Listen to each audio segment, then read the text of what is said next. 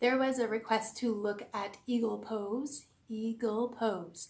So let's look at it. I'm gonna come right over to my mat.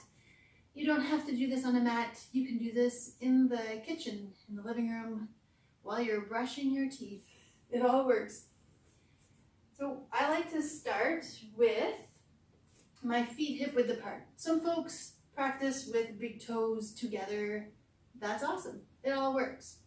I prefer the feet hip width apart because there's a bit of a squat involved in the classic eagle pose. I try to take a look at my feet and see if the toes are pointing forward, not like splayed out or even pigeon-toed in. Can you get them pointing forward? So we're going to break it down. An eagle pose happens in a couple of different pieces or parts. The fun thing about it is there is a delicious stretch, but also a bit of balance to play with. So we'll begin with the arms. And with the arms, you can bring them out to the side first. And in this case, we're going to bring the left forward. So just bring your left arm forward and your right floats over it. So my arms end up in this bit of an X here. So you can get out of your own way. You don't have to do this and scoop your breasts up. You want to try to get maybe above the breast or at a part where your breasts aren't getting in the way. I don't have that issue right now, but I did in pregnancy and postpartum. So be mindful of that. Where do you need to bring these arms? And the left floats under the right, and we're going to bend in the elbows, tops of the hands come together, or you can clasp the hands. See if you can keep your fingers nice and straight here, like no loosey-goosey, and then start to play with the height of the elbows. Like where do you need to land here? And you can also play with forearms closer to your face or further away. What is that providing in terms of a stretch or a sensation in the shoulders, the upper back, the neck? So we've got the arms in place. I'll show you a variation of this in a moment. But let's look at the legs or play with the legs a little. So we have right arm coming over the left here.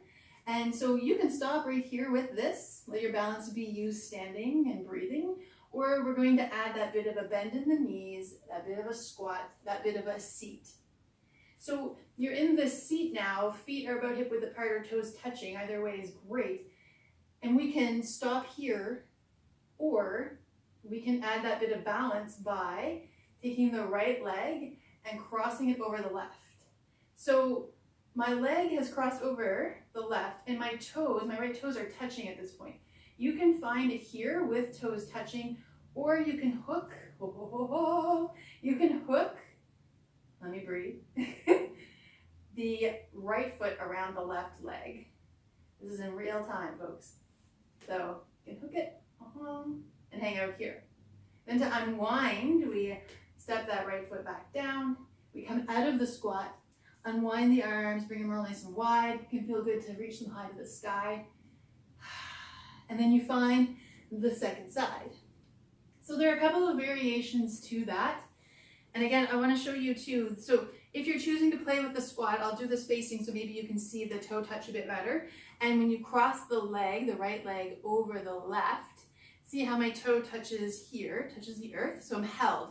It's less of a but in your own time, and when you can breathe and when you're not talking, you can try hooking that right foot around the left leg and then playing with how deep you want that seat and then bringing it on out and then come on up.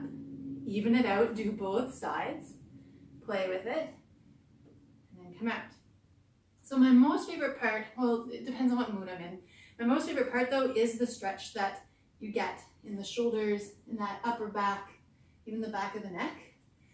The trick is to relax in your jaw when you're finding all this, because it's an awkward position. You're all twisted, but then you're trying to create space for breath, for ease, right? And to have a sense of humor about it. So you want to have a playful attitude with it, and then once you get comfortable with landing in it, then comes the breath, then comes the you really start to sink in. That's where the magic happens. So with the arms, for some folks, like this feels awesome. Remember, it's the X, and then you bend the elbows, you clasp. But again, things are getting in the way, or maybe we're just not bending or moving that way easily. So you can always play with arms here, self-hug, and then go ahead and find your soft jaw, relaxed jaw, and then play with your balance, right? Or you can also, because the whole point is to like really get into that shoulder, that upper back, yeah, right in there. Maybe just bring an arm across the body, get that bit of a stretch, then hanging out here or here, right? Right. Another favorite of some folks is to leave the balance out completely, maybe come into a kneeling position and then play with the eagle arms here. You can also do this with Sukhasana legs, crisscross applesauce, or even Gomukhasana legs, cow face legs, if you don't know what those are, if you're like, what the heck, how do I get into that? Ooh, that's a good idea. I'll do a video on those too, on the cow legs, the cow pose, Gomukhasana. You'll see. It's real good. Stretch. For the buns, I digress. Play with eagle pose. Try it on for size. You can do it, again, in the kitchen, do it in the living room. Play around with it. Do you like the feet hip width apart? Do you want it to come from it with the toes together? How does it work for you to find the arm variations? And then, after you've played with it, really give that nice big juicy shoulder roll. And hopefully there's a little less tension there. Such a great pose for moms. Such a great pose. Great pose for all humans, but good for moms. Okay,